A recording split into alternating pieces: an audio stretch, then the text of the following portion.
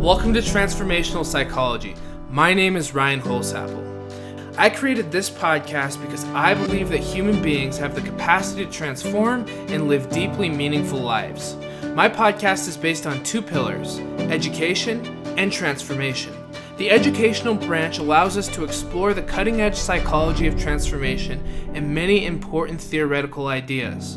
Monologues, interviews with experts, and transformational concepts are presented for the audience to engage with and reflect on. I also believe it is of the utmost importance that people have practical transformational tools for making real-life changes.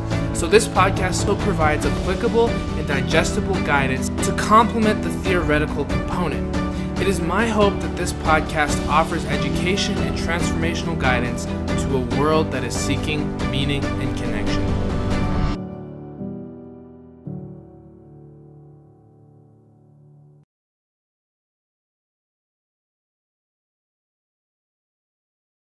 Hi everybody, today I'll be speaking with an embodied transformation coach named Rachel Thorpe.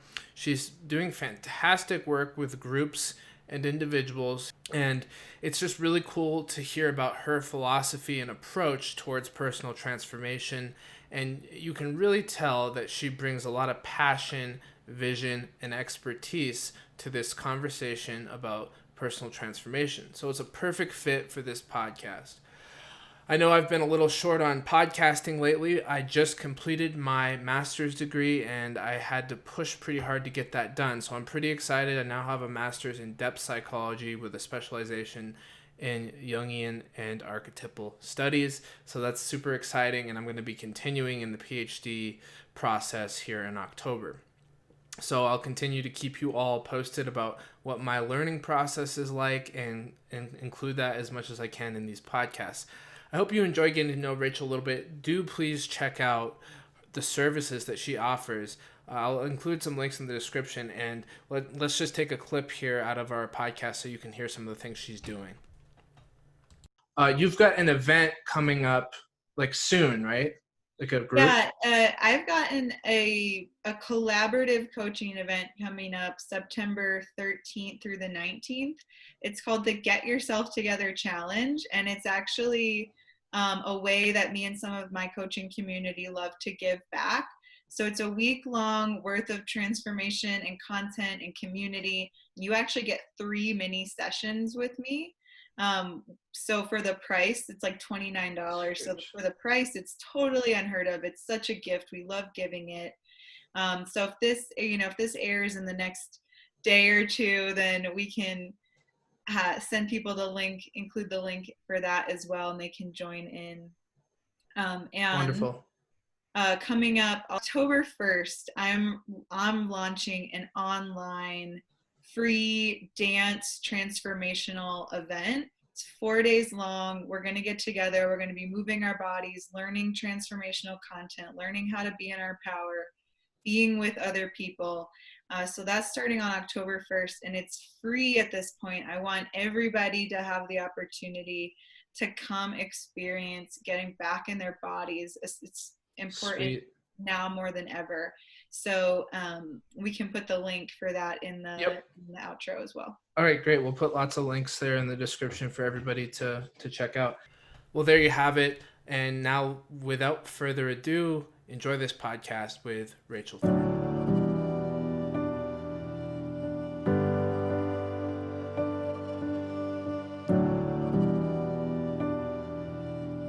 Hi, everyone. I'm here with Rachel Thorpe. She's an embodied transformation coach. Thank you for being here with me. I'm so happy to be here. Thanks for having me, Ryan. Yeah. So just so everyone knows, Rachel and I know each other from a program that we're both involved with, a coach training program at the Earth-Based Institute called the Nature Connected Coach Certification Program. And now Rachel is kicking ass in the world of coaching, and I just wanted to have her on to talk a little bit about what her style and philosophy is and how you work with people. And there's a couple of reasons. One is to get people more information about how to reflect, how to change their lives, how to accomplish their goals. And the other is to let people know that you're out there and give them the opportunity to check your stuff out. Awesome. Looking forward to it. Yeah. So start with just telling us a little bit about your approach and how you got there. Absolutely. Well, I definitely believe that we can create the realities we want, but I think that a lot of times when people hear that, they think, oh, that's like wooey, that's this like spiritual kind of bullshit, like love and light manifesting nonsense. And I would say that attempting to create what you want without recognizing that you're going to have to face something might be a little bit up in the clouds. So typically when I work with people, if they want to create something new in their lives, the reason that they don't have it is because we've been told through our culture, through our family, through ourselves, one way or another, through our experiences, these reasons why life can't be that way, and we've internalized them, or we have these emotions that we haven't been able to feel, that we've been overwhelmed by, that get in the way of us doing what we actually need to do to get there. So a lot of times people say, well, I want that end result. And I say, well, it sounds like the action you have to take to get there. And they go, well, I can't take that action because belief, feeling, fear, blah, blah, blah. So there's this list of things that gets in the way of someone taking the actual action they need. So what I really try to help people with is strengthening their ability to face those beliefs, to face those scary feelings, to face those things that are blocking them from the action. And when we clear out those things, it's like magic, because their whole reality changes. Their whole ability to take a new set of action changes, which inherently brings new results. So the end result does end up feeling like magic, but I don't think that it's magical and wooey. There's a real reason why it works the way it works, and it requires some deep rooting in. So I like to combine those two. Yeah, so it sounds like you're working with people who have aspirations. They have things that they want but feel like something's holding them back. And then you kind of analyze what those beliefs are, and also, I would assume you're looking at what's a tangible physical obstacle versus what's an internal belief-based obstacle. Is that right? Absolutely. Yeah, the people that I love working with the most are the people who feel like they have this soul calling inside of them to create something new in the world. I think we're at this pivotal moment in many places in our culture where old ways of doing things have to change, and we're seeing a lot of them crumble right now. We're seeing a lot of outdated structures crumble, and many of us are here on the planet right now with creative sparks inside of us saying, hey, let's go forward and rebuild the next set of structures that are going to take our humanity into like its next stage of evolution. But when those like internal beliefs are isolated and that person feels like, I'm alone, I'm crazy, the rest of the world isn't like this, I'll never make money doing this, I won't survive if I do this, or there's real physical cultural barriers to creating the spark that's inside of them.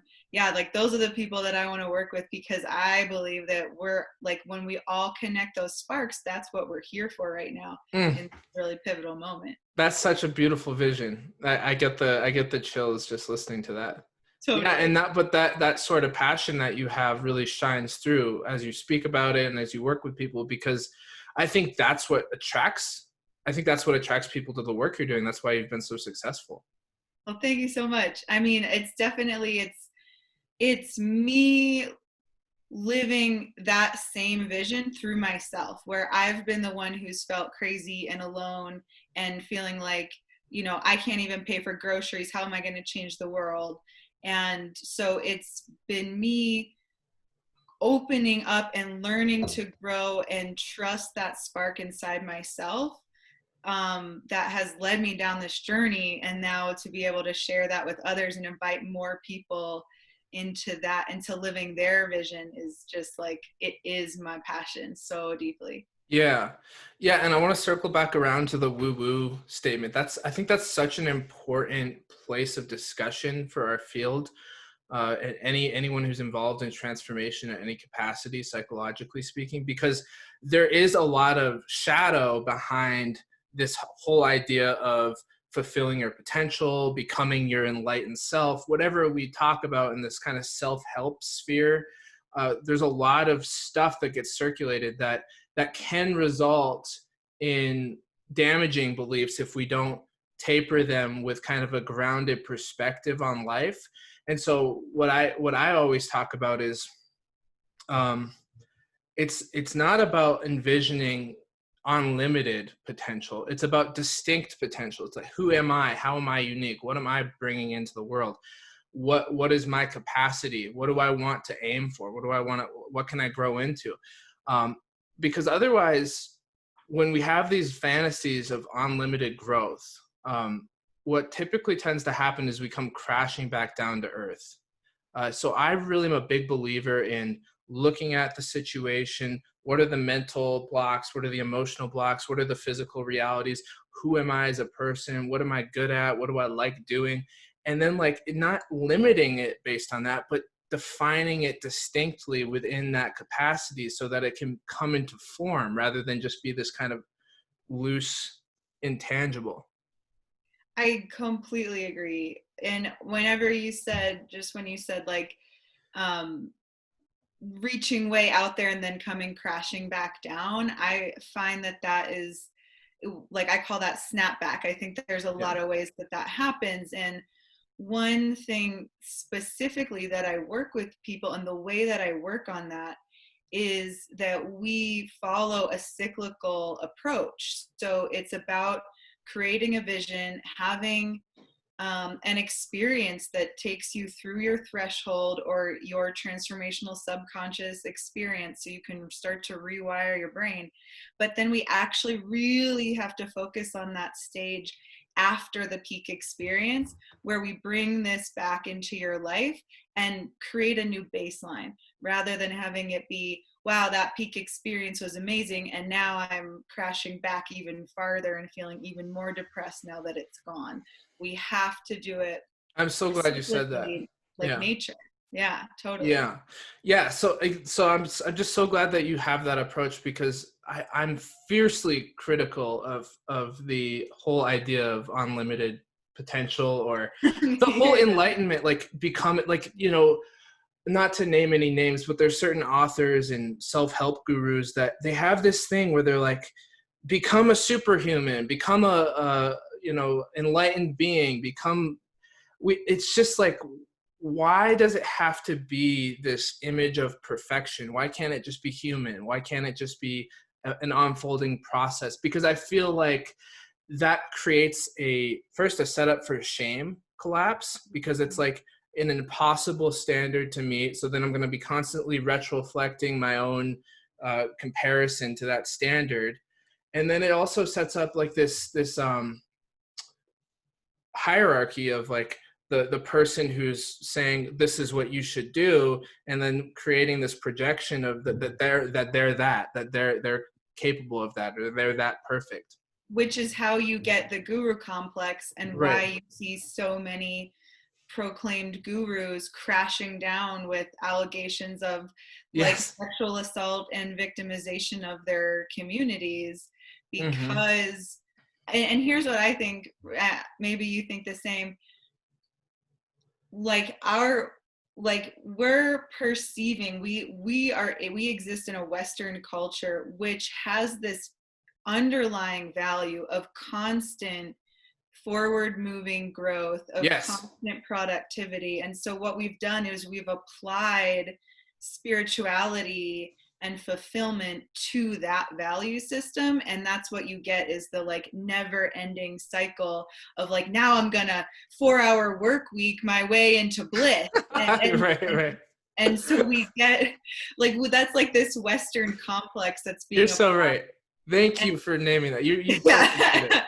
But I think you and I are both feeling that there is this, if we can take a step out of that value system and go, you know what, maybe this idea of being human and being spiritual, but also being animal, maybe it's bigger than just the Western complex. Maybe there's a space where we can be with the earth. We can grow in the in the way that the earth grows, like Yes. through seasons and through gentleness and through storms too, but rather than this like, to be frank, like phallic energy that just Right, like right, shooting off all the time. It's like, hey, right. let's bring that into balance and move Yes. toward health.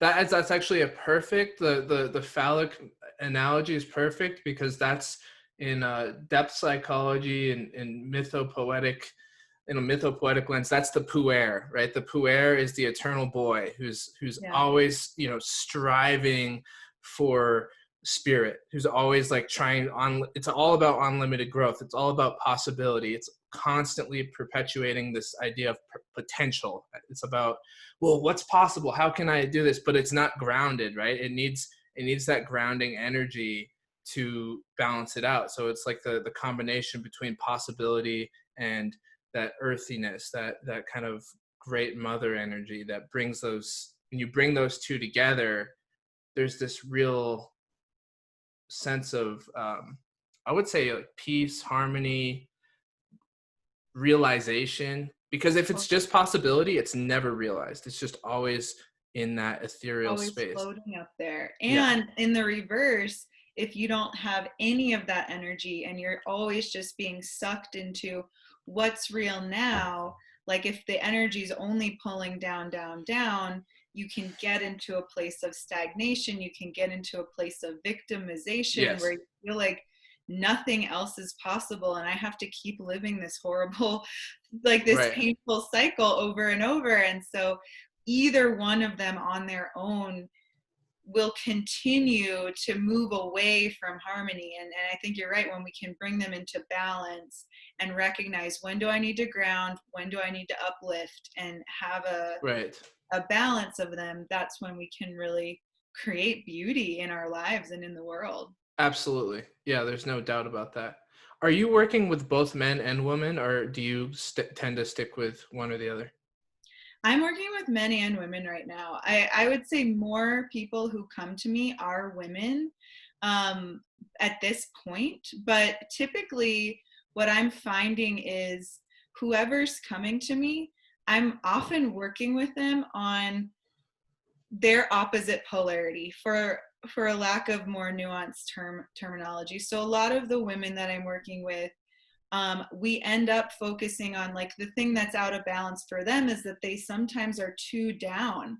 They don't feel like they can have fire. They don't feel like they Mm. can share their voice or be heard or be angry or be seen in the world. And so we work with them on boundaries and claiming what you actually want and speaking your truth Mm. and building some of that fire so that they can elevate themselves in the world. And with a lot of men who come in to work with me, they are the ones who maybe feel like less grounded and they're kind of just going, going, going, going. And it's like, okay, let's slow down. Let's breathe. What's Mm. already working? What can we clear out? What can we simplify? How can you find your feeling spaces again Hmm. so that you really remember why you're here and what you truly want from that place of listening, from that more earth placed listening. So I tend to work with people on whatever side of that equation they need balancing work on. Oh, that's so cool. That's so Yeah. cool. Yeah. And have you found through doing this work that, as you're engaging with the clients, do you find that a lot of times you see them wanting this big life that they feel like they can have, but they don't really know how to get there, kind of like we talked at the beginning? Or do they not really know what they want? They just have a feeling something's not right. Well, what's actually interesting is what you just said, like those are those two out of balance ways of locating our vision. So Right. one out of balance vision is like, I want everything right now, all the time, super fire. And one is like, I have no idea who I am or what I want. Like there's no connection to vision. So people come in from both of those places. Yeah. And I typically work with people in group programs, by the way. So at this point, my favorite form of healing is through community, is through groups. So almost So everyone I cool. work with is going through a group program with me. So they have an accountability buddy. They have a group of like 10, 12 other people who are like so supportive of each other, who like, I love you. I want what's best for you. Freaking go for it. Like, I'm here for you. You know, they So like, cool. even online groups, they're leaving messages for each other and like crying and talking about their journeys together. And I think that having community is one of the ways we balance and integrate, is by not feeling like we're locked in our own solo perspectives. Yeah. But I digressed a little. So people will come from both ends of those vision, and halfway through the program, I actually ask everyone to rewrite their vision. And what I find at that point in time is that the people who didn't really understand their vision, they've elevated, and they know how to claim desire now, so they can have a vision.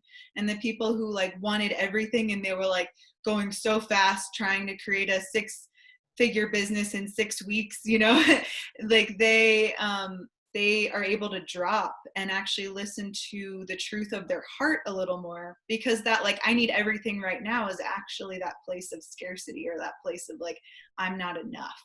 So they're able to drop into like, if I'm enough, what do I want?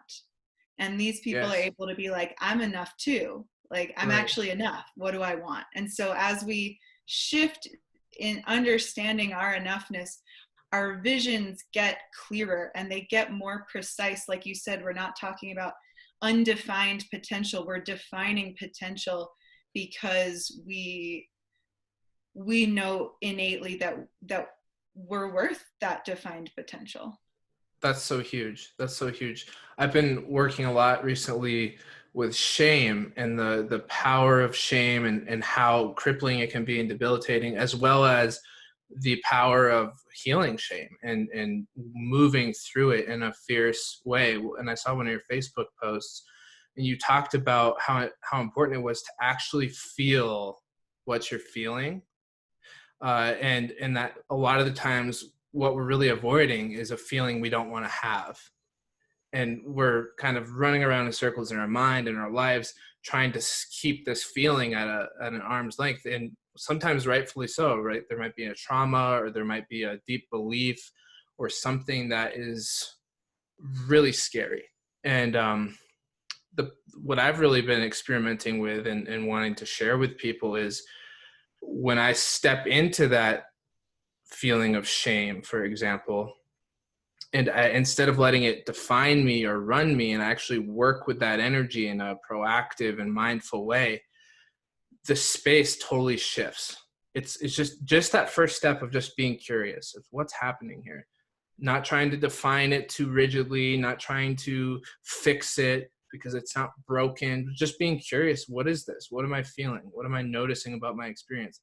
And when I do that in a compassionate and mindful and patient, loving way, I start to open up it more, and I start to see like, oh, wow, I'm carrying around this belief and this heaviness, since I was like 6, 7, 8 years old, and it's not serving me anymore. It's not who I am. This isn't what I want. And that's the work, right? Like, that's for me. When I do that, my whole life changes. The opportunities I notice change, the way that I interact with people changes, my general energy, my productivity, everything shifts. So that's where I'm at with that at this moment. It's been really cool. I love that. And I definitely agree. And I think you and I, like, well, the person who originally turned me on to that concept was our mentor, Michael Jaspe at the Earth Based Institute. Yeah. I just remember he said it one day at a training, like, the thing that everyone is avoiding is a feeling. And it just stuck with me. And I've really, peeled into that and run with it and recognized, like, oh yeah, let's, for me, the places where I'm growing right now are expanding my business. And what does that mean? It means pitching people programs that require me telling them how much it costs and how much money it's going to be and literally my programs cost an amount of money that requires people to level up their own belief systems just to get in the program. Like there's a level of transformation that has to happen for a lot of people just to say yes, because of the conditioning, because of the fears in that level. But it can happen anywhere. It's happening, like I'm playing that out right now in my relationships. I'm noticing, you know, a certain trigger in a certain relationship where I feel like, oh, when I'm around that person, I feel really rejected. And like in the past, I would always just like try to avoid that feeling or get away from the person, or, you know, fix it or do something or beat myself up or blame them for an experience like that. But what I'm doing now is going, wow, like my limbic system or my prefrontal cortex is on board, and I've got curiosity. I'm going, wow, cool. That person's bringing up that feeling of rejection that I've been carrying around my whole life. It has nothing to do with that person. They're just reminding me that I live with that feeling every day and pretend like it's not there. Maybe I can actually do something about it. And so then, like, the longer I can sit in that space and go, wow, what's that really feel like? Ooh, ouch. Oh, and dig through it and go, wow, you know what? I have a deeper desire and a deeper worth in connecting with people who are like mutually interested. Right. And so then like you said, new opportunities come through it actually just by sitting with the thing that I've been avoiding my whole life. Starts to change the way people relate to me and start to bring in people who and opportunities and circumstances that do match what I want, instead of repeating and running from circumstances that I don't want. Right. Absolutely. My mentor, Dr. Strachan, always says there's two things. He says, you can't be rejected unless you're rejectable, which means that if there's a part of me, right, a sub-personality, some piece of who I am that feels particularly sensitive to other people's acceptance or disliking of me, then I'm going to cling on to that, right? And I love that, because he also says everything's attraction and connection. It's all on the basis of what's inside of me and how that attracts and connects to the outside world, both for things that I feel positively about or things that I don't like, feelings that I don't like to have. But it's always this mutual interaction between parts of me, parts of other people, and it's constantly happening. The other thing I love that he says is everything's an inside job. Mm-hmm. And it's like, people have such a hard time with that, because it's always projected. Oh, I would if I could, but I can't because this, or I would if I could, but I can't because this person's in my way. And it's a never-ending cycle of projecting our inner experience out onto the world and blaming instead of owning. And I've been working with clients on this, because a lot of times you'll hear them say, well, they're making me angry. And the huge leap that people struggle with is that nobody can make me feel anything. Actually, I'm an active participant in my own emotional state. Doesn't mean that life doesn't happen and I don't have deep responses that are authentic and part of being human. What it means is that what my state is my responsibility. And that's like the ultimate of transformation. That's the ultimate of human growth, right? Is getting to that place of self-responsibility where it's like, oh, this is my experience, this is my state of mind, and if I want it to change or be different, then that's going to be on me. Totally. And that step, I think, is a struggle for people to take sometimes. I think it's the most important step in transformation. It's like the way in the door. Because if you're pretending like you're trying to transform something, but you're still externalizing the circumstances and the blame, you're never getting to the root, to the core of that internal responsibility, which is where you're going to change the codes of how you're living so that you're the projector screen changes and you actually see the world differently because your brain is different, your body is different. Yep. And but the this is a little tangent too, because I think one place that we're in culturally right now is, I think this radical self-responsibility is really important. And a lot of people will say, well, does that apply to, areas of oppression, or is that just like a privileged stance to be able to say? And so I just want to name and bring that in, that Mm-hmm. that's another layer of the to me, I see it like a fractal. Like each one of us does have an individual self-responsibility for what we're choosing, how we're working, and everything is in relationship. And so the longer that individuals and societies and structures have been the way that they are, with certain oppressive structures, the more deeply ingrained those structures are to a lot of people. Mm-hmm. So it's not that that's irrelevant. The longer that women, when being oppressed by men in the world, like the longer those victim roles get ingrained into women. Mm-hmm. And it's not somebody's fault for having been a victim, or Right. for being someone who has been oppressed, or for still being oppressed. It's not somebody's individual fault for being born into a system that Absolutely. perpetuates that. That's a layer two. But it's a both and, where how can we, the best way that we're actually going to elevate external circumstances is by going inward. Yes, that's And exactly what I was going to say. Yes. Yeah, so it's like Beautifully not said. your fault that the things that have happened to you. And I think that's where people get, it's like, are you saying, if it's you're saying No. I attracted, getting mugged and whatever? Right. I don't know. But it is your responsibility what you do with it. How you respond to it is what we're responsible for as human beings. What happens see, the thing for me is, it's like, it's not okay for someone to cross my boundary.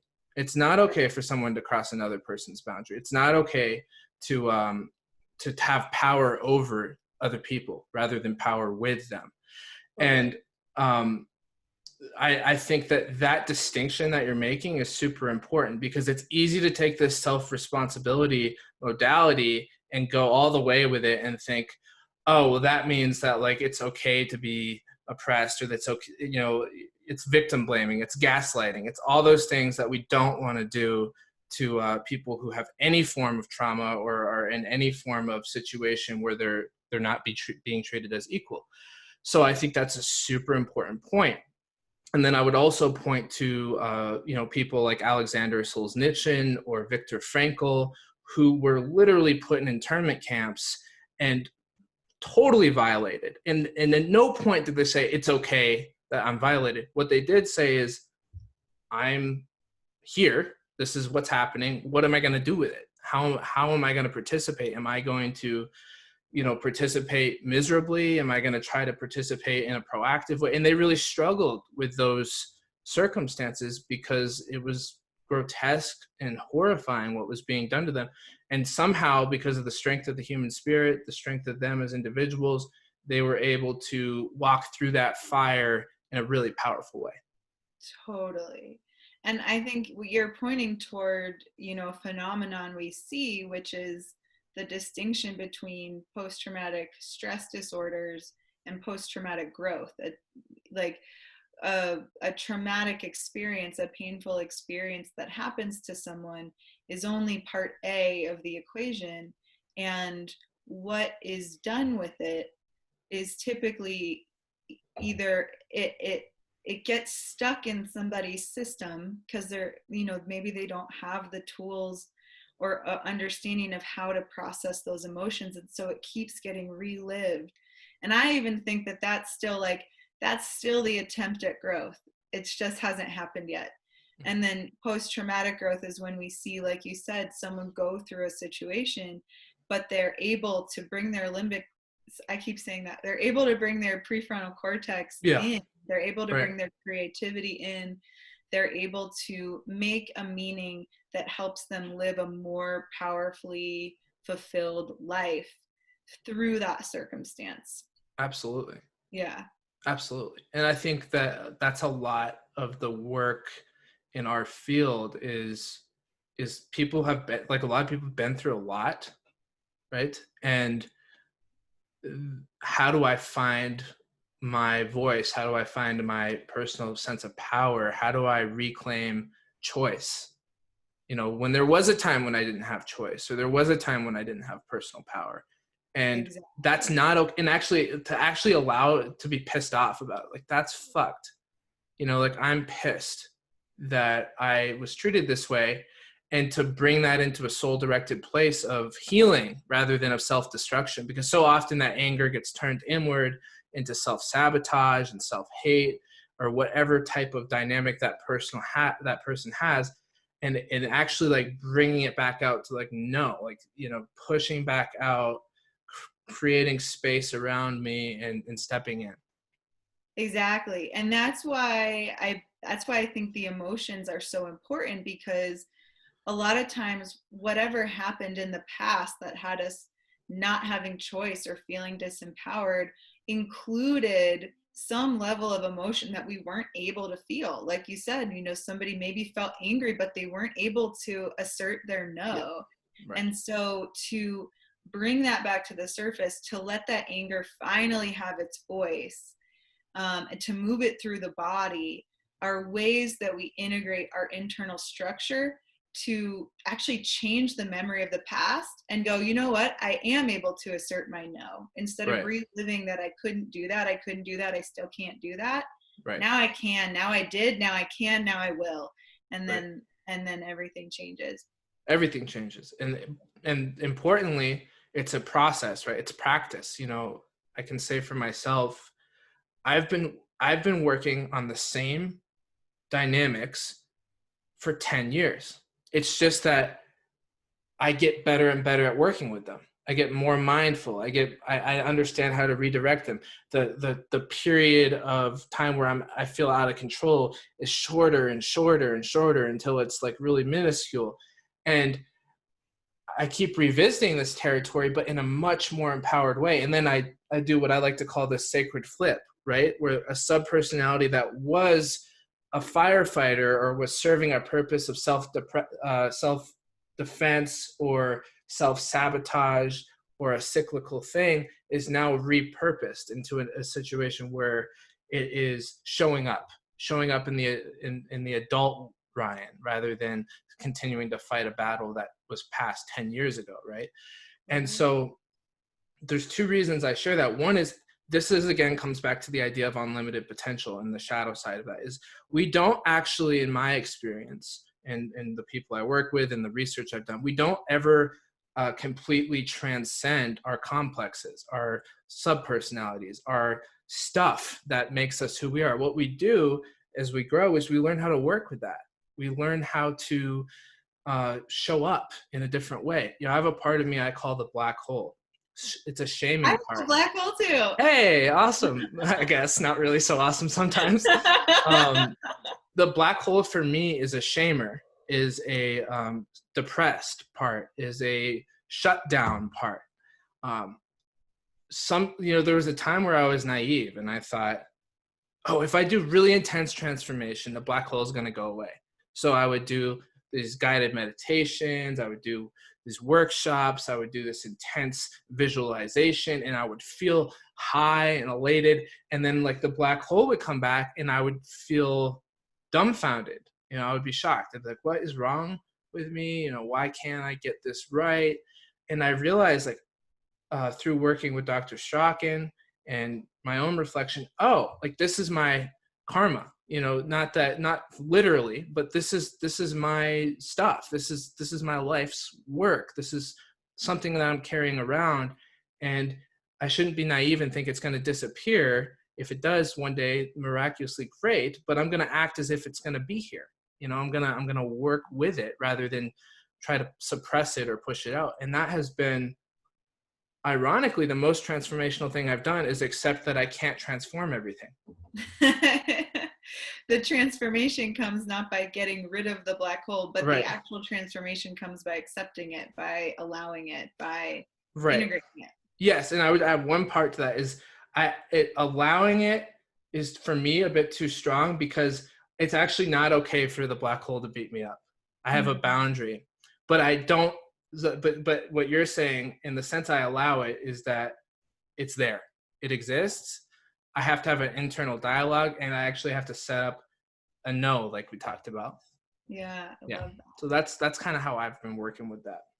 I do the same thing, and and sometimes it's like my black hole is, has shame as well, and isolation, and it'll get to a place where I literally can't speak because it gets so looped into my limbic system. And so for Yes. me, sometimes it's like getting out my phone and texting my housemate who's in the other room and saying, I'm in my black hole. Like, that's Mm-hmm. a step. Because Exactly. even if I can't speak it, I'm opening up. I'm opening it up, and by the act also of going, oh, you're telling me I'm completely alone. I'm Right. actually not. Like, you're Right. telling me that I'm not loved. I actually am. Just by, Amazing. yeah, those are like these. It's like these little things, and they just become part of our lives and our ways of working. But that's one Yes. thing I wanted to say, is that's why I love vision. And I think that vision is the second most important part of transformation. Like, if our first step is radical responsibility, our second step is vision, because we have to know, our creative prefrontal cortex has to know where we want to go and what we want to feel like and Yeah. what we want our life to look like. And we have to tell ourselves from our higher functioning, like our CEO has to tell everybody else, this is what we're going to create, so that when those black holes come up that want to run the show and want to run that same old pattern, this messaging has been strong enough and repeated enough that it can go, okay, I see that the black hole is happening. Yep. And now I can orient to that black hole as an opportunity to practice the new thing that I'm cultivating, Yes. instead of as, oh, I'm being, thrown backwards and woe is me, the same thing is happening. Because of vision, because of the strength of vision, we can actually start to orient to those painful places inside ourselves or painful circumstances as opportunities to grow ourselves to become who we want to become, instead of as the things that keep us from who we want to become. And that's another way that Powerful. transformation happens. I absolutely agree, and part of that is you're totally reprogramming the brain, right? You're taking that internal GPS and you're giving it a new direction, and you do that enough, it's going to get the picture, right? It's Yeah. going to get like, oh, we're not running that program anymore. And part of me, when I said the biggest transformation is accepting I can't transform everything, part of me like laughed at that, like, well, that's bullshit. That's not, you don't really think that. But another part of me was like, well, it's kind of true, right? Like, I can't, there's certain realities to my existence. I have a certain set of genetics. I have a certain brain neurophysiology. There's these certain constraints, which is a tough word to use, but there's certain limitations, and there are also certain possibilities. But what I'm noticing is that it's important to acknowledge that it actually has transformed, because the black hole doesn't take me away for 2 days, or it doesn't get to run my life for a whole day. And it's lucky if it gets an hour out of me here and there. You know what I mean? And Good that's job. pretty big deal. That's a pretty big deal. And so, because there's times in life where it's like I could be in that for 2 weeks. You know what I mean? Totally. So yeah, language is so interesting, because we're always doing our best to describe what we feel, what we think, what we see. And a lot of times we say something and then we look back and we feel like, oh crap, am I not saying what's real for me? Is that not really my truth? Like, when I say the biggest transformation is I can't transform, and then you have that kind of feeling in your stomach, or I'll speak for myself. I have this kind of feeling in my stomach of like, wait, is that compatible? Is that really representing my truth? And Right. it's always the case for me. And I've really been working on that, is honoring the way I speak to others. I remember a couple months ago, I talked about myself to someone in a way that was really disempowering. And it was just little. It was just a little thing. It was just like a little comment I made of like, oh well, I never get that part right, or it was something like that. And then I walked away from that like with this feeling in my stomach of um, like I betrayed myself with my Yeah. speech. Yeah. And so I've just been really mindful of how I talk about my experience, how I talk to other people, and bringing it closer to this place of internal resonance. Because when it's out of sync, I walk away feeling like I'm not really owning it. I'm not really owning myself. Yeah.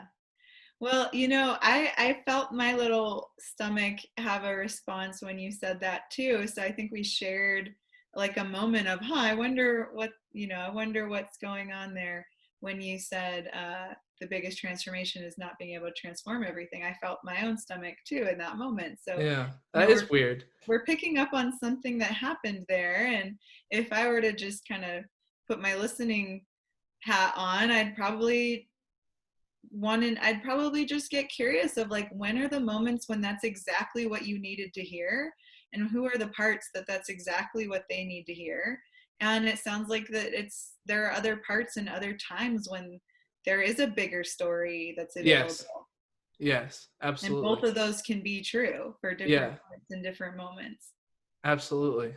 Yeah. Yeah, yeah. Thanks for that reflection. That's so interesting too. That shared moment of experience that happens in this work sometimes, right? Like with a client or in a group setting where you're tracking these internal feelings, and then you really get aware, and you notice, oh, I had an experience too. And what does that say about how we're connected? You know what I Yeah. mean? I think it's one of my favorite parts, and why I bring the body so much into the work, because our nervous systems are picking up on all this information, and just literally being next to someone, you're getting all this subconscious electromagnetic information back and forth. Your heart rhythms start mirroring each other, your breathing patterns start mirroring each other, your enteric nervous system in your belly starts mirroring each other. And we get to a place, like, to me what that says is that we're in resonance and we're listening. And when a moment happened for you where a shift happened in your stomach, it happened for me too. And who knows who it happened to first? Yeah, I and don't who know, knows what it means, right? but it means that we are connected. and Yes, and the one thing we even can. over Zoom, strangely enough. And what? Even over Zoom somehow. Absolutely, yeah. I'm having just as many emotional, physical experiences with people over Zoom as in person. Yeah. And it's like, the one thing we can do is stop, like we just did on this call, and go, what was that? is Right. there is there something more in that the body is aware of, that our mind, doing its thing where we're running and talking and trying to say all the right things in our amount of time, and the body's going, there's something else here. And Yes. I think that's just one of the most brilliant, beautiful ways to be with ourselves, is to be with every part of ourselves. Yeah, I couldn't agree more. Well, Rachel, I want to honor your time, and thank you so much for joining me. And I really enjoyed it. So Well, thank you so much, Ryan. It was a ton of fun. awesome.